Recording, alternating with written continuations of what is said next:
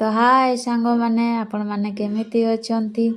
ଆଜି ସକାଳୁ ସକାଳୁ ମୁଗ ଡାଲି ଖିଚିଡ଼ି ଖାଇବା ପାଇଁ ଭାରି ମନ ହେଉଥିଲା। ମୁଁ ରେଡ଼ି କରି ସାରିଛି। ତ ଚାଲନ୍ତୁ, ମୋ ସ୍ୱାମୀ ପାଣି ଭରୁଛନ୍ତି, ତାକୁ ଜଲ୍ଦି ଟିକେ ଡାକିଦେବା। ଗରମ ଗରମ ଖାଇତେ ହେବ। ତ ଏଇଟା ଆମର କିଚେନ୍। ଆଉ ଦେଖିପାରୁଥିବେ ଏଠି ଆମ ରୋଷେଇ ସାରି ଯାଇଛି। ପାଣି ଭରିକି ସବୁ ରେଡ଼ି କରିଦେଉଛି।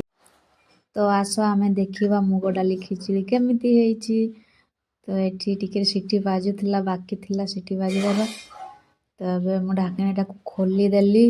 ଦେଖ କେତେ ସୁନ୍ଦର ଦେଖାଯାଉଛି। ତାପରେ ଚାଲନ୍ତୁ ବାଢ଼ିବା। ତାପରେ ଗରମ ଗରମ ବାଢ଼ୁଛି। ଆଉ ବେଶୀ କିଛି ମିଶେଇନି, ବିମ୍ସ, ଆଳୁ ଆଉ ବାଇଗଣ। ଆଉ ତାପରେ ଦହି ସାଙ୍ଗରେ ଖାଇତେ ହେବ। ଦହି ଆଣିବା ପାଇଁ ଯାଇଛନ୍ତି ମୋ ସ୍ୱାମୀ, ଏବେ ପହଞ୍ଚିଯିବେ। ଏଇ ଦେଖିପାରୁଥିବେ କେତେ ସୁନ୍ଦର ଦେଖାଯାଉଛି। ଏଠି ଦହି ଚକଟିବାରେ ଲାଗିଛନ୍ତି ମୋ ସ୍ୱାମୀ। ଚାଲନ୍ତୁ ଖାଇକି ଦେଖିବା କେମିତି ହେଇଛି ଟେଷ୍ଟ। ଗରମ ଥିଲା ଖାଇବାର, କିନ୍ତୁ ବଢ଼ିଆ ହେଇଛି ଖାଇବା ପାଇଁ। ମୋ ସ୍ୱାମୀକୁ ଟିକେ ପଚାରିବା କେମିତି ହେଇଛି ଟେଷ୍ଟିଟା, କ'ଣ କହୁଛନ୍ତି।